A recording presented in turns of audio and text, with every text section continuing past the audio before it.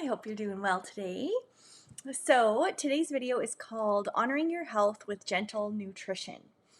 So if you guys are watching live, please say hello, and then if you're watching on the replay, hashtag replay so I can come back on later and say hi to you then. And just a little bit of housekeeping before we get started. If you guys are watching this on Facebook, I would encourage you to head on over to YouTube. When this video is done, hit the subscribe button and the bell to receive notifications for every time that I come live. So, honoring your health with gentle nutrition. So this is part of the intuitive eating principles that I have been learning more about, and it's super interesting. And so I'm just here to share with you guys a little bit about how we can start to honor our health with this gentle nutrition approach.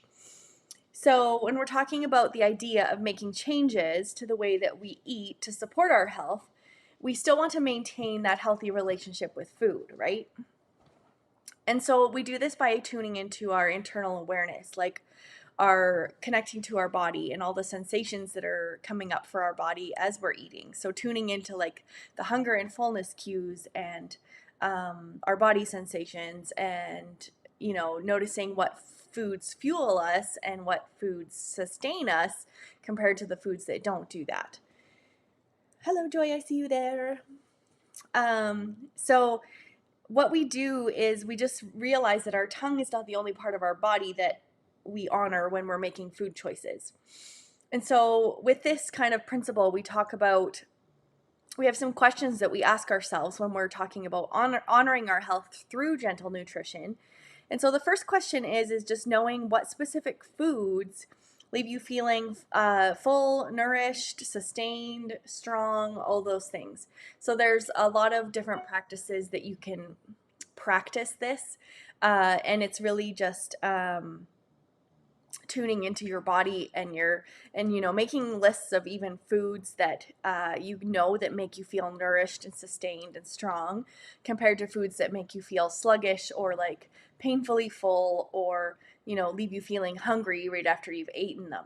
So it's really just starting to figure out and listen to your body, not just listening to what we've been taught, or that foods are good and foods are bad.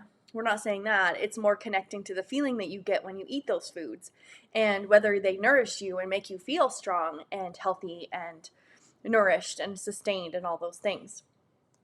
So when we're going to talk about some more questions when we're talking about our gentle nutrition, is thinking about your favorite meal when you are pushed for time.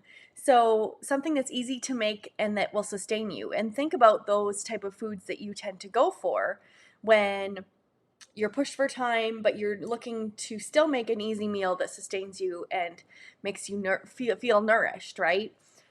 For example, like I think our probably best meal for that in our family is like tacos, because it's packed full of veggies and protein, and it makes us feel full, but yet you're still feeling like it's something quick, but it makes you feel nourished and strong and sustained. So just thinking of those foods also when you're talking about gentle nutrition, on making sure that you have those kind of ideas too, right? And then the third question to ask yourself is what motivates your food choices. So sometimes a special way of eating gives a person an identity or makes them feel good about themselves. And so just think about, like, I know especially like those of you who work in like a coworker situation where you would be eating lunch with your coworkers. I'm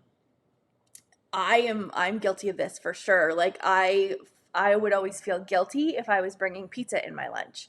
And if I was bringing a salad in my lunch, then I would feel proud of my food choice. And if I brought a salad to work, then that was giving me the identity of being healthy and taking care of myself and all those things.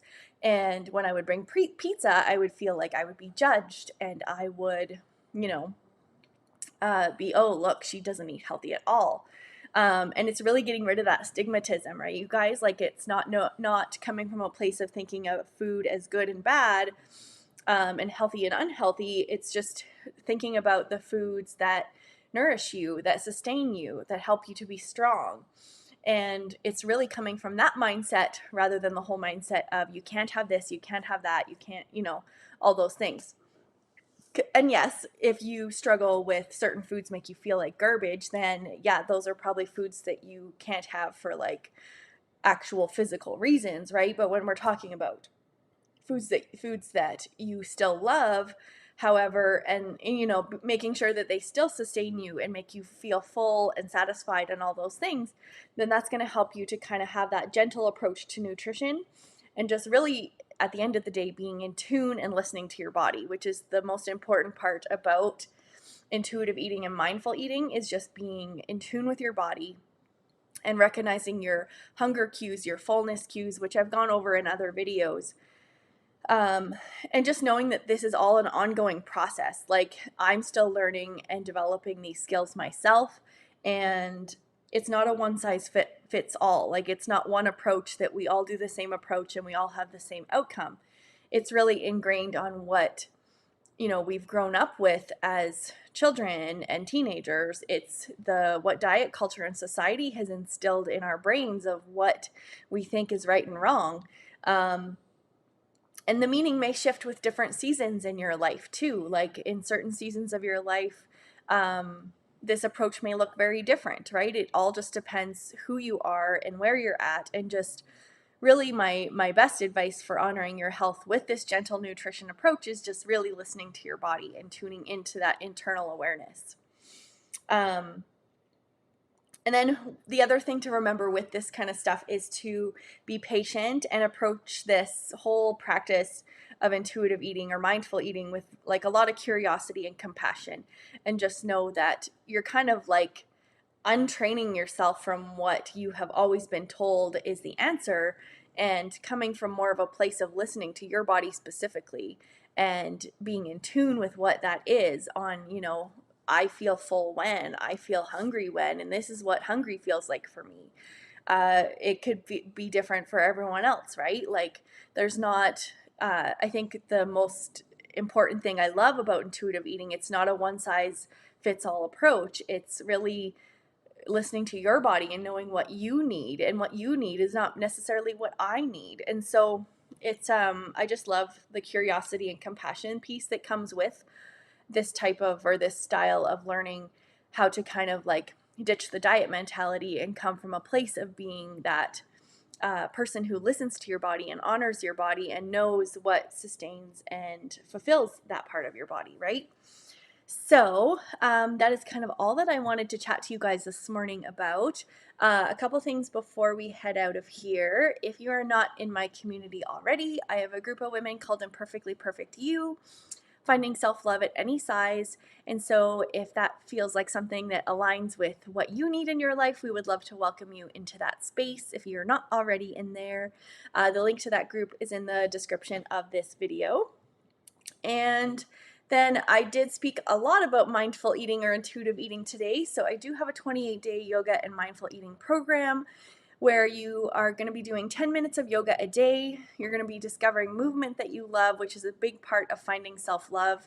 And you're going to learn how to ditch the diet mentality through a series of workbooks that really take you into all the areas of mindful eating and how to start living from that approach.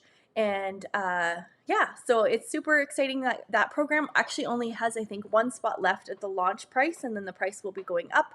So there's only one more spot, you guys. So if it's something you want to grab and have for yourself, the link to that program is in the description of this video, so you can head on over there and take a look at that. And that is it, you guys. So I hope you have the best day, and we will see you guys tomorrow.